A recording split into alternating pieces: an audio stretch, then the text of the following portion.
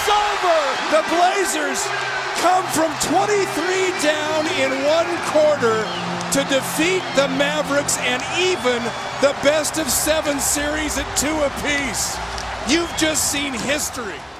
Bonsoir à tous et bienvenue dans ce tout nouveau The Natural Podcast. Aujourd'hui, on va parler, comme vous l'avez vu dans le titre, de l'équipe de France de basket qui est éliminée déjà, oui, effectivement, de la Coupe du Monde FIBA de cette année, donc 2023. Donc, pour commencer, j'ai hésité longuement à faire un Daily React ou à faire un plus long podcast le lendemain. J'ai finalement décidé de laisser passer un jour pour attendre la redescente. J'avais quand même assez peur de faire un gros podcast de 15 minutes de rageux, tout simplement. Là, je suis un peu redescendu. Je pense qu'il y aura quand même un petit peu de sel, on va dire, dans ce podcast. Mais je pense qu'on peut expliquer les tenants et aboutissants de cette défaite et également ce qui se passe depuis quelques années, ce qui se passera dans le futur pour cette équipe de France de basketball. Et tout simplement, on va commencer, parce que je pourrais évidemment dire pendant des heures à quel point je suis dégoûté de ces résultats. J'ai quand même payé 20 € pour le courtside FIBA de la Coupe du Monde pour au final qu'on perde en 2 matchs, dont un blowout complètement dégueulasse et une sorte de remontada de 15 points dans le 4e quart-temps. Non, c'est assez exécrable. Mais on va commencer parce que je sens déjà que le sel arrive. Allons-y. Fournier, shot clock. Game clock, I should say. Tough shot. He gets it up, and it's good! And he, 3 to 26 after 10. How about that? Du coup, comme je l'ai dit dans l'intro, on va revenir déjà rapidement sur les 2 défaites récentes qui ont fait que nous sommes éliminés.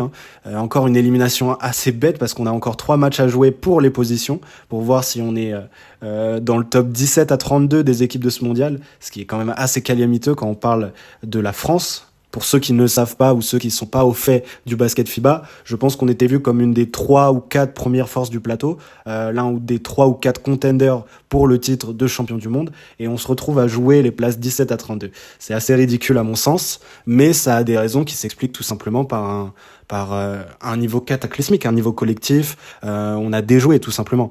On va commencer déjà par le Canada. Contre le Canada, on a commencé par être assez timide offensivement.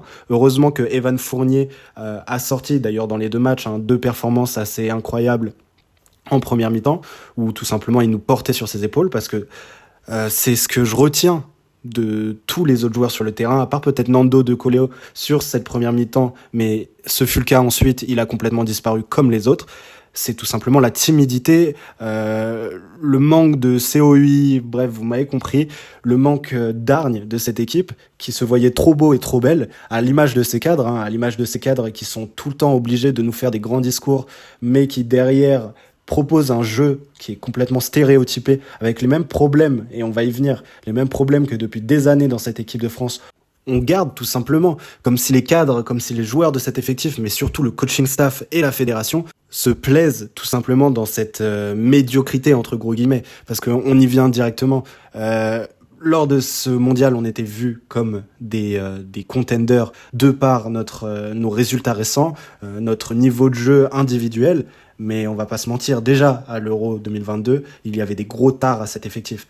Donc revenons rapidement sur le Canada. Après une première mi-temps, tout simplement, où on reste à hauteur, mais on sent déjà que on va avoir du mal parce que Shai Gilgeous-Alexander est à 0/8 au tir et que Evan Fournier est en feu et on ne sait pas combien de temps ça va rester. Et ben tout simplement, on n'a pas su s'adapter. Vincent Collet a fait sortir Nando De Colo pour mettre Elie Okobo toute la deuxième mi-temps, alors même que c'est un profil de shooter plus que de créateur, ce qu'il manque évidemment à cette équipe, de la création sur le poste de meneur, tout simplement un meneur élite, parce que j'adore Nando De Colo, mais il commence à se faire vieux, et tout simplement avec des défenseurs comme son Dylan Brooks ou Lou Dort, ou même Shai Gilgeous-Alexander, en fait, R.J. Barrett est aussi un bon défenseur, et bien cette presse tout-terrain sur Nando De Colo, à l'âge de 36 ou 37 ans, ça a été compliqué pour lui. Ils ont décidé de le faire sortir, ils ont mis Elie Okobo, qui s'est fait tout simplement rouler dessus par cette défense canadienne, des Canadiens qui ont su très bien exploiter nos failles défensives, notamment le fait qu'il n'y a jamais de joueurs qui défendent les ailes. Enfin, je ne comprends pas, en fait.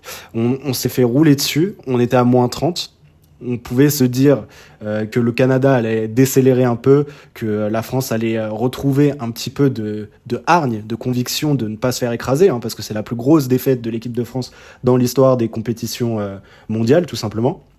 Eh bien non, ça a continué. Moi, comme je l'ai dit précédemment, j'étais sur Courtside, donc l'application de la FIBA. Et sur Courtside, on a la chance de pouvoir entendre, en Courtside du coup, les discours des coachs et tout ça. Je divague un peu, hein, mais vous verrez, si vous regardez, si vous avez les replays et tout ça, la différence entre le coach de la Grèce, le coach italien et les discours entamés à chaque temps mort par Vincent Collet, c'est le jour et la nuit. Hein. Je sais pas qui lui met un flingue sur la tempe pour qu'il ne pousse aucune gueulante. C'est évidemment pas son genre, mais dans ces moments-là, il faut réveiller un collectif. Eh bien, ça n'a pas été le cas. Ça n'a tout simplement pas été le cas. À l'intérieur, Rudy Gobert, comme Yabusele, qui était le meilleur joueur de la préparation, qui était même le meilleur joueur de l'Euro l'année dernière, n'ont reçu aucun ballon. Il manque de création à l'intérieur, je suis d'accord, mais là, pour le coup, ils n'ont même pas eu à avoir la balle entre les mains. Evan Fournier, évidemment, il ne peut pas tout faire tout seul. Il a été trappé par cette équipe et puis il commençait à fatiguer, tout simplement. Eli Okobo, le pauvre, qui a été jeté au charbon.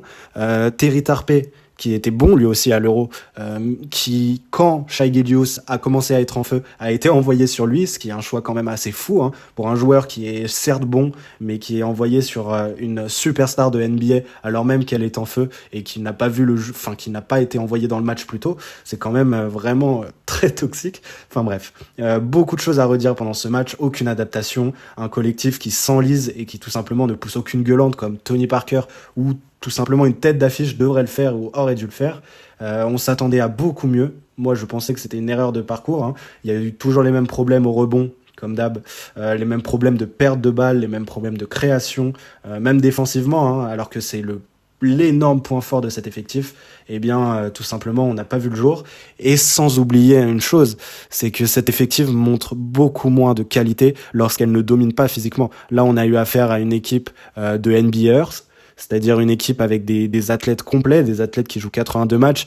C'est des Américains limite. Enfin, sans vouloir dénigrer le Canada, mais vous m'avez compris. Ce sont des Américains dans le style. Et pour le coup, on a tout de suite ressenti que sans notre pression physique, c'était plutôt eux qui la mettaient d'ailleurs. Ça met à jour beaucoup plus de nos défauts. Donc voilà, on a perdu, ça a fait jaser et tout ça. J'avais assez confiance sur le fait qu'on se réveille sur le deuxième match. Ce qu'on a fait pendant 3/4 temps, je pensais vraiment que un profil comme Evan Fournier, qui m'énerve parfois, qui m'énervait beaucoup à l'Euro, parce qu'il était tout simplement plus mauvais, allait les prendre les choses en main, et pour le coup, ce fut le seul à le faire, enfin, en tout cas, sur la longueur du match. Yabusele a été très bon aussi, Rudy Gobert, on va dire, avait cet impact défensif au début, quoique j'en suis même pas sûr, tout simplement parce qu'en fait, Evan Fournier est aussi rentré en feu contre la Lettonie.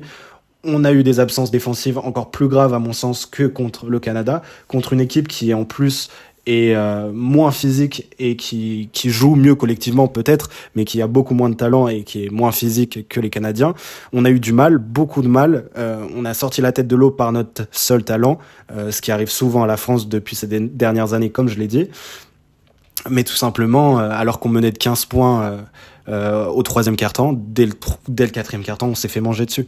On s'est fait rouler dessus, pardon. C'est-à-dire que Nando De Colo, de par la pression et aussi un mauvais geste des Lettons, mais voilà, il faut penser au collectif, il faut penser au fait que on doit se qualifier.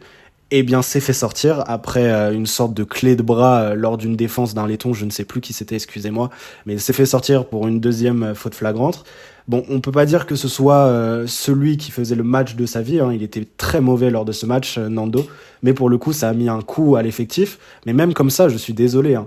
Il y a eu des erreurs, il y a eu des égarements assez incroyables. Déjà, même si Eli Okobo n'avait pas assuré au premier match, c'est un joueur qui joue l'Euroleague depuis plusieurs années maintenant, qui a été en NBA, qui est là depuis beaucoup d'étés avec les Bleus. Et il n'a pas été mis sur le terrain, tout simplement. On a demandé à Sylvain Francisco, que je respecte et que j'adore, hein, qui n'était même pas sûr d'être en équipe de France, qui a fait une très bonne saison, je crois que c'est en Espagne, mais qui pour le coup n'est pas aussi installé que les Eli, et qui est tout simplement un plus jeune joueur qui ne devrait pas être sur le terrain, ou en tout cas s'il l'est, ne devrait pas prendre les responsabilités qu'il a eues, ou enfin tout simplement il avait tous les ballons en main. Evan Fournier et lui se sont un peu écharpés à la dernière seconde pour avoir le dernier tir, ils ont perdu un temps précieux. et tout simplement qui nous a fait perdre. C'est lui qui a pris le tir de la gagne, ou plutôt le tir de la lose. À côté de ça, on a un Rudy Gobert qui n'est pas servi en ballon, mais qui, quand il reçoit le ballon, c'est quand même assez cataclysmique. Il n'y a aucun extérieur qui peut lui donner des ballons en l'air aussi. Donc voilà, la faute vient des deux côtés. Il y a Bouzélé qui ne reçoit pas non plus de ballon. Mustapha Fall, qui est un des meilleurs pivots d'Euroleague cette année, qui n'a joué que, je crois, 5 minutes pendant ce championnat du monde, et qui pourtant, lui, est un danger, en tout cas à l'intérieur offensivement, ce qui aurait pu être utile à la place d'un Rudy Gobert qui, on le sait, pendant les Money Time, peut poser problème. Mais bon, comme je l'ai dit, Vincent Collet ne fait aucune modification. Quand on l'entend parler, aucun de ses discours n'a l'air de porter.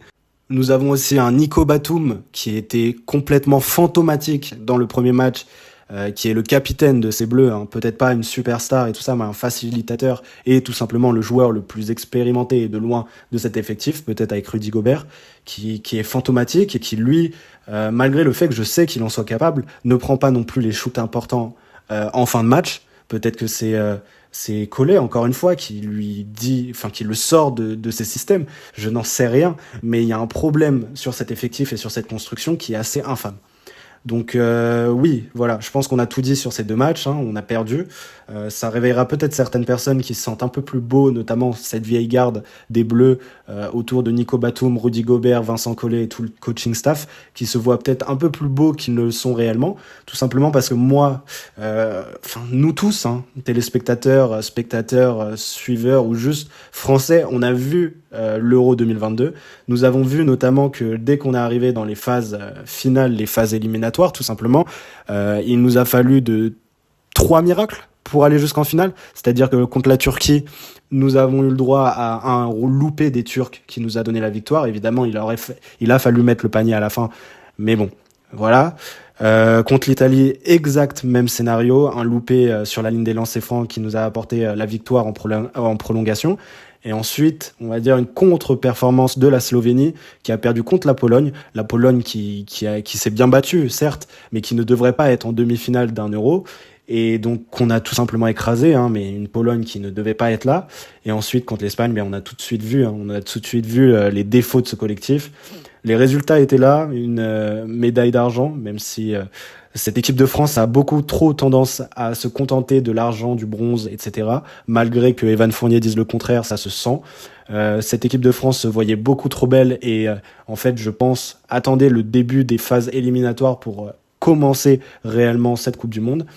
Nico Batum a aussi dit qu'il y avait des problèmes en interne avec la fédération, hein, autour de Thomas Hurtel notamment, qui n'était pas bon pendant l'Euro l'année dernière, mais qui est un vrai meneur, créateur de jeu, partageur, ce qui nous a manqué encore cette année, hein, même s'il nous a manqué beaucoup d'autres choses.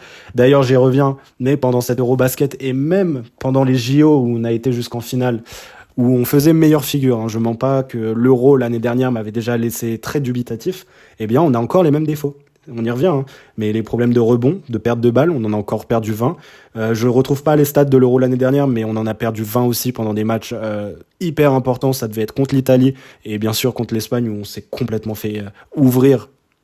Enfin non, peut-être pas ouvrir, mais où on n'a jamais vu le jour et tout simplement on voyait dès le premier quart-temps qu'il y avait une équipe supérieure à l'autre, hein, malgré que le talent tout simplement, le collectif devrait être de notre côté, hein.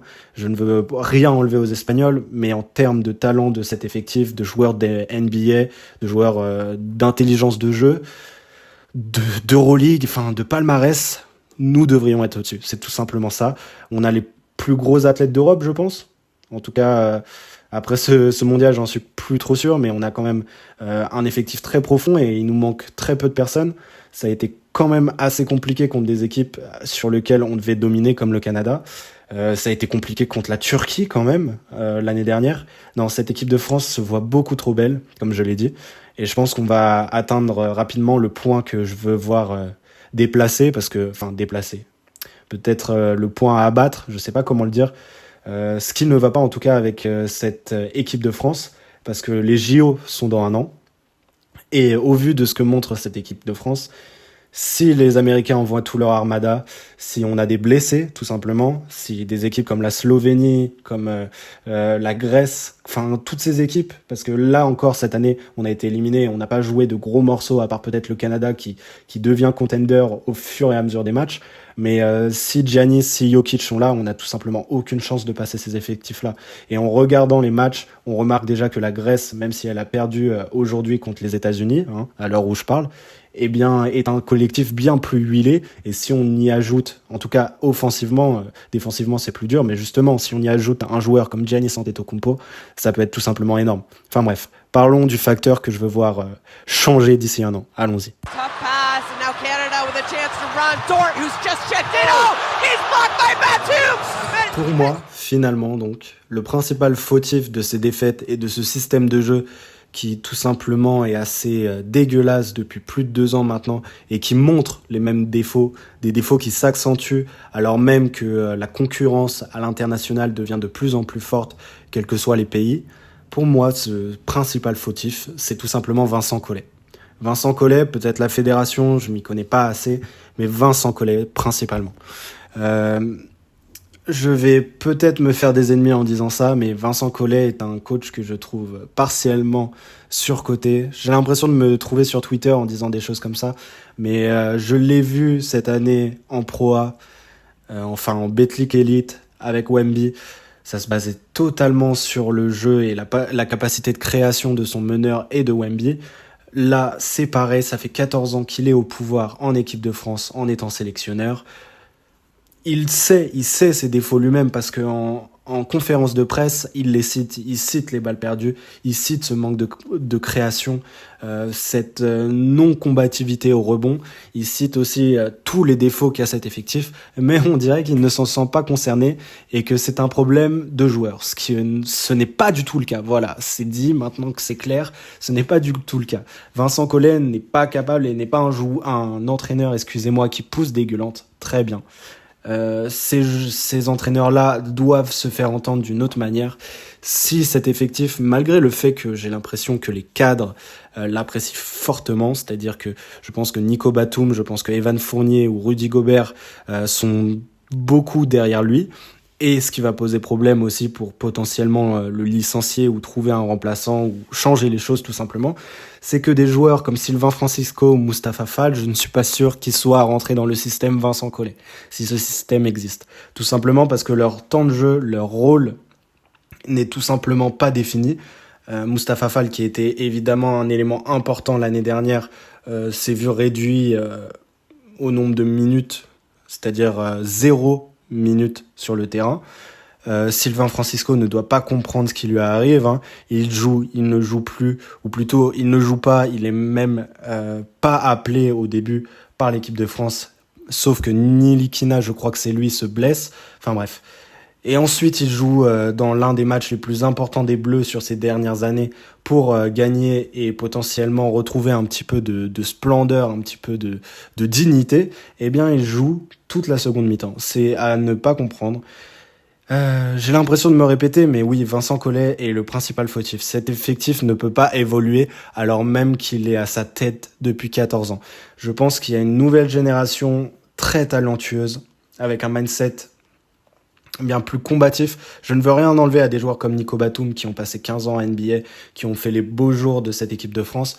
Mais voilà, on y est, les beaux jours. Alors les beaux jours, excusez-moi, sont des médailles d'argent, des médailles de bronze, une victoire à l'Euro en 2013, c'est-à-dire il y a plus de 10 ans, alors même qu'on a l'équipe la plus dominante que n'a jamais eu la France, on n'arrive pas à tout simplement gagner des finales. Je crois que tout simplement, ça paraît évident, mais Vincent Collet n'a gagné que une finale. Je ne sais pas combien il en a perdu, mais ça, il a en tout cas un ratio plus que négatif. Et ça pose problème. Ça pose problème tout simplement parce qu'on pourrait être champion du monde 2019, à mon sens.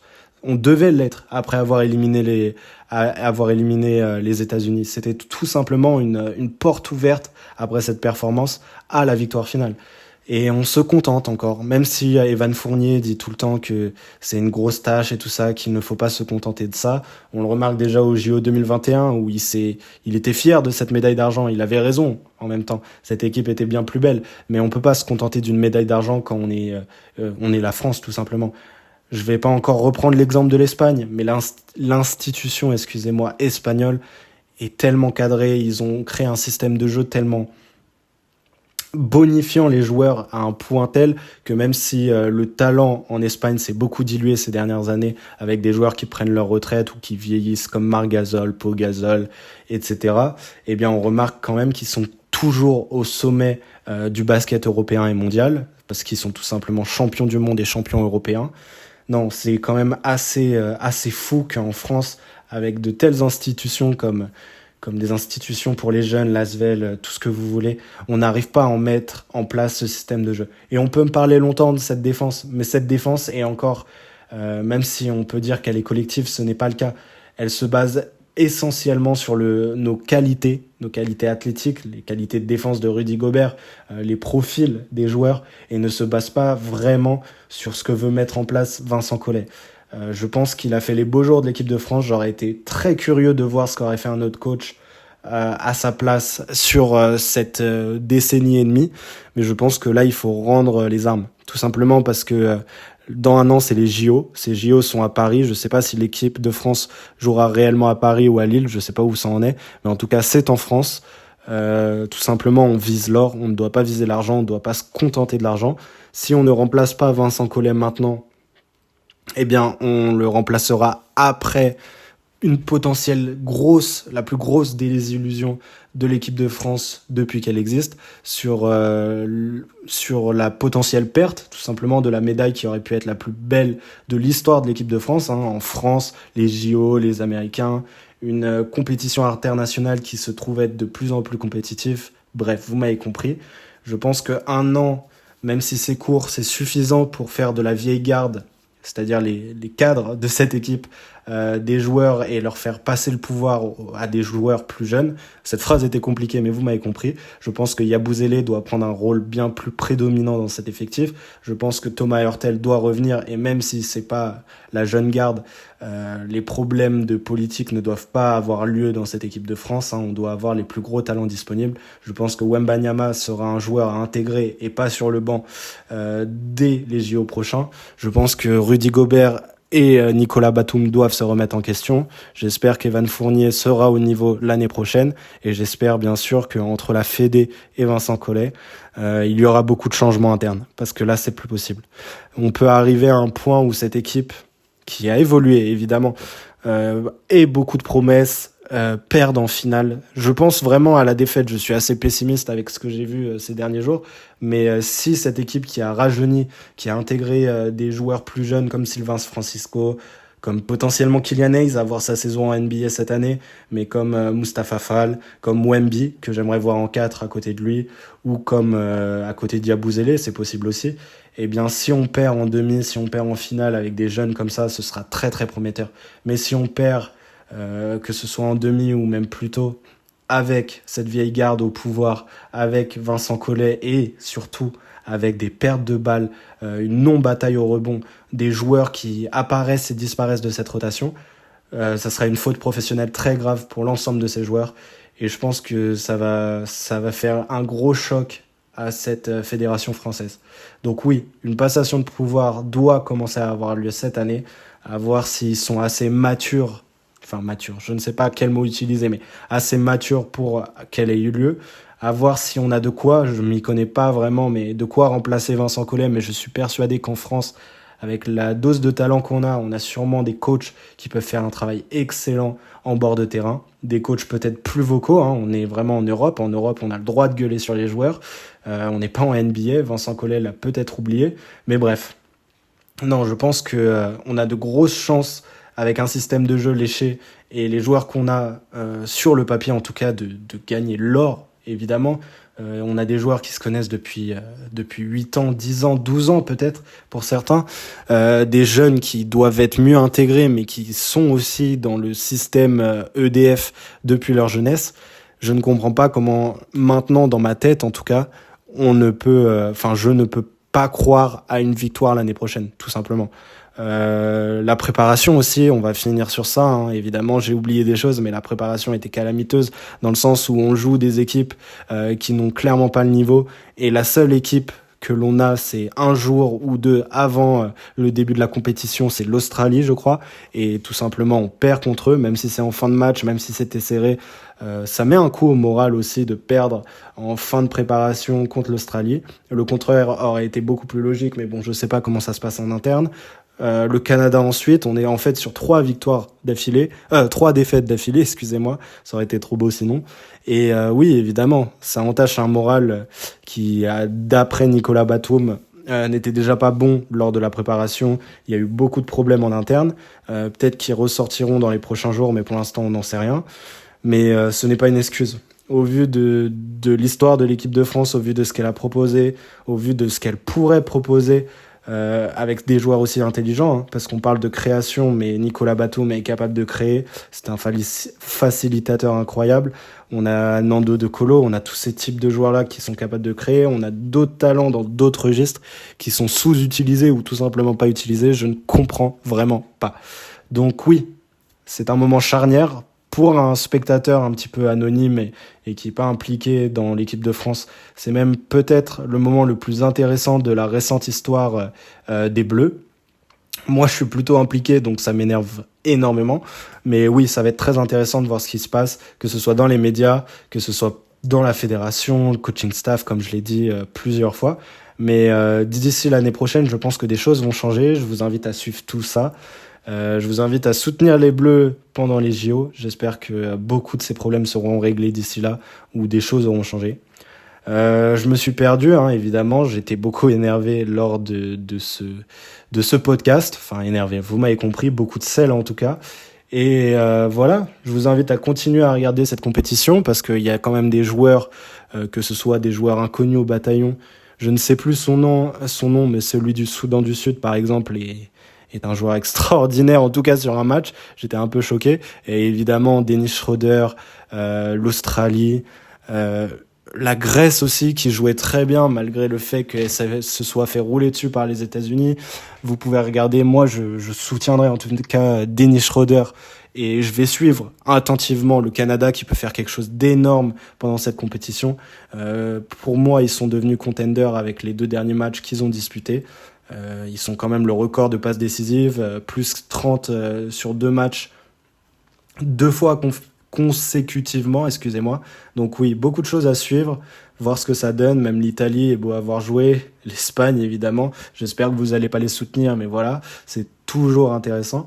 Enfin bref, je vous souhaite une bonne soirée, une bonne journée à tous. Je vous invite à me suivre sur les différentes plateformes, à écouter ça sur YouTube, Deezer, Spotify, comme vous le voulez. Et à bientôt pour de nouveaux podcasts peut-être plus positifs. Au revoir.